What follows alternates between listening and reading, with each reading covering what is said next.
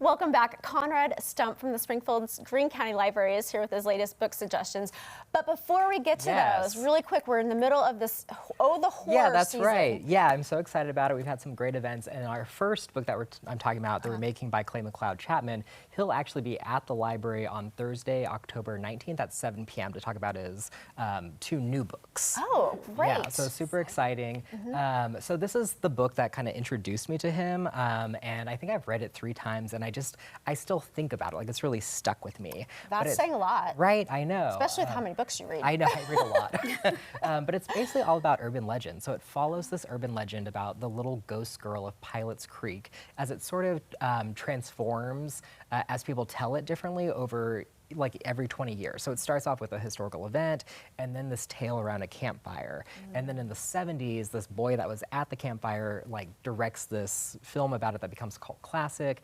In the 90s, the little girl who played the ghost girl, you know, stars as the adult person in the 90s like meta remake. It's like a full circle kind of thing. It's a full circle kind of thing. Is it scary? Like, you know, it is scary, but it's also a lot of fun just because it's so rooted in like pop culture.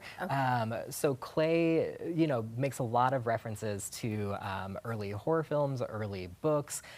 So there's a lot there if you like the genre, but there's also a lot there if you haven't really read the genre. Maybe you'll learn a little bit something. Yeah, about you'll learn a little bit about it. Okay. Yes. What's the second one that you Yeah, brought? so this is Edenville by Sam Rebelin.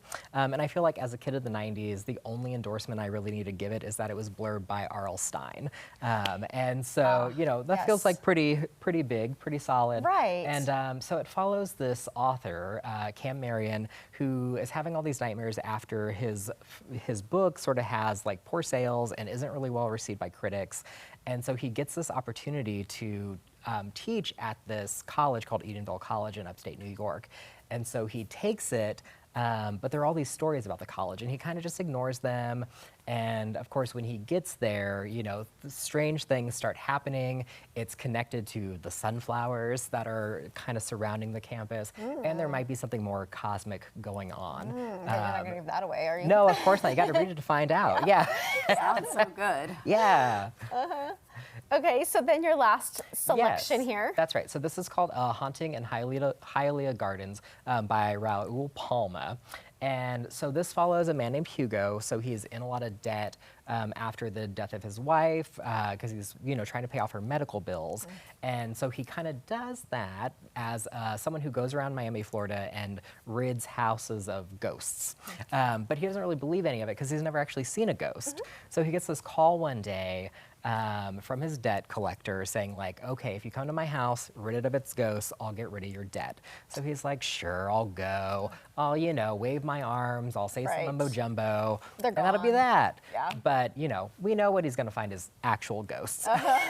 And so he has to like, you know, confront a lot about himself, his past, if he's gonna get out of that house alive. So it's a journey, it's a character journey. Interesting. I mean, I feel like this goes right along with like what you would read anyway, but especially in October.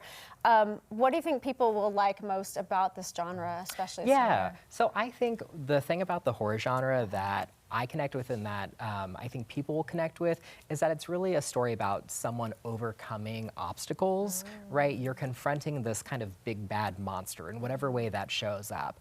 And the character has to kind of find strength within themselves to confront that and to conquer it. So it's really about the character journey. I love that. And it's a safe way for us to look at it at a distance. It really is. You don't have to go through it. You just have to go through it with them. And they overcome. So they overcome, really quick, what do we have to look forward to with the Oh the Horror? Yes, so we have an Ozarks Ghost Stories thing coming up on the 17th at the Center, Clay Chapman on the 19th, Mark Hartzman on the 26th, and Grady Hendrix at the Galois on Halloween night. But you can go to thelibrary.org/ohthehorror, and you can learn about all of the events and our month-long mystery game. That's amazing. Thank you, Conrad. I was telling Jill during the break just how creative Conrad is and how he brings experiences, as you'd put it, to the library. So it's not just you go pick out a book, but like he brings these whole experiences, and the library does a lot more too, like we passports. offer a lot. Yes, just that too. random things. Yeah. Thanks so much for being here, Conrad. Yeah, thank you.